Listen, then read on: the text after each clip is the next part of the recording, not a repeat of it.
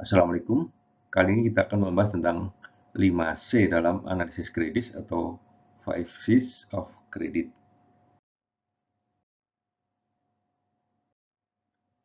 Terdapat 5C dalam analisis kredit. Yang pertama adalah karakter, kedua adalah kapital, ketiga capacity, keempat kolateral, dan yang terakhir adalah condition of economy. Kita akan bahas satu persatu. Kita mulai dengan karakter. Secara umum, inilah reputasi dari manajemen dalam menjalankan bisnisnya. Jadi tentu ada riwayat yang membuat kita percaya terhadap manajemen sebuah perusahaan. Sebuah contoh misalnya, sebuah perusahaan retail terbesar memperoleh pinjaman dengan ikatan bahwa pemilik mayoritas perusahaan tidak berubah.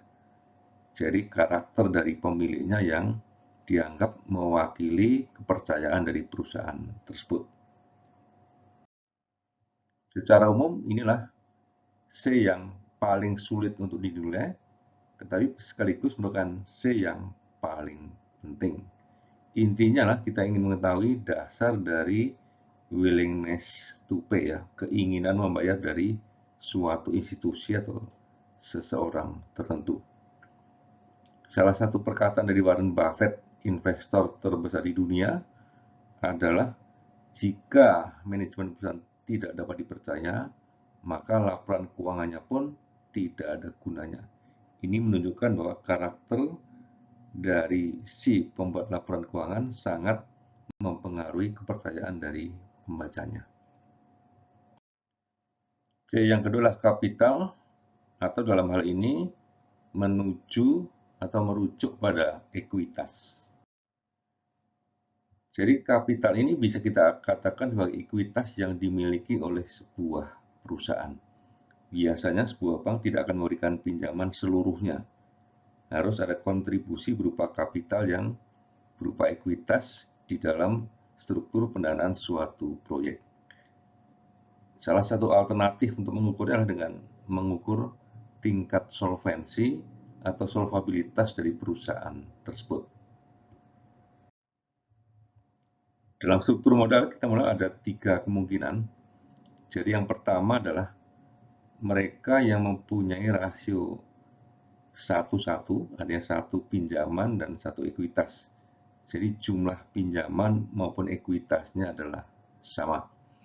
Yang kedua adalah mereka yang cenderung utangnya sedikit, dan yang terakhir adalah mereka yang utangnya lebih banyak dari ekuitasnya.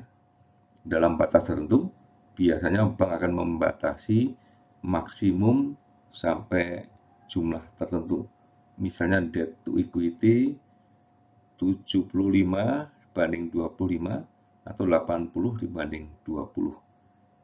Berarti sudah menunjukkan minimum tingkat kapital atau ekuitas yang harus dimiliki sebuah perusahaan ketika akan mengambil pendanaan dari suatu institusi keuangan.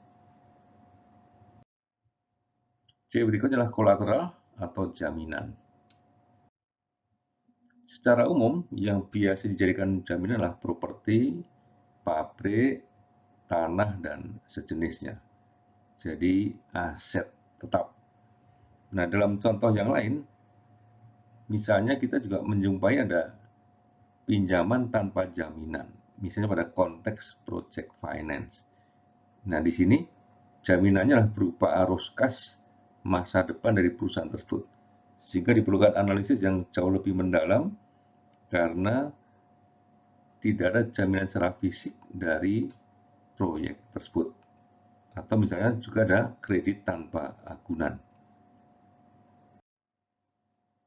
Kalau dalam konteks piutang usaha, ada beberapa kemungkinan. Misalnya cross corporate guarantee. Jadi dalam contoh ini, si holding menjamin piutang anak perusahaan. Atau misalnya antar perusahaan asosiasi dalam satu grup menjamin satu sama lain. Dalam konteks yang lain, ada personal garanti di mana pemilik menjamin pembayaran dari piutang tersebut. Kemudian kapasitas atau capacity.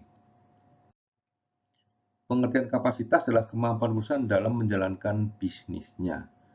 Ada beberapa aspek.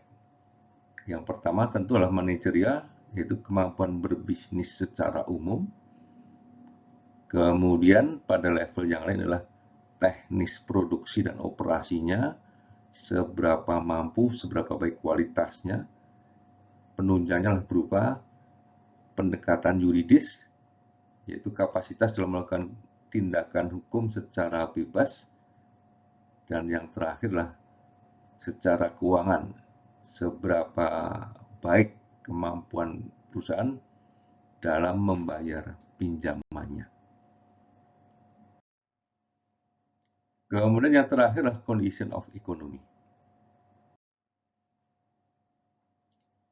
Jadi ketika kredit disalurkan atau pendanaan disalurkan, ada beberapa kemungkinan yang terjadi. Misalnya kondisinya ekonomi sedang tumbuh, sedang krisis, atau misalkan sektor industri tertentu sudah terlalu banyak pemainnya.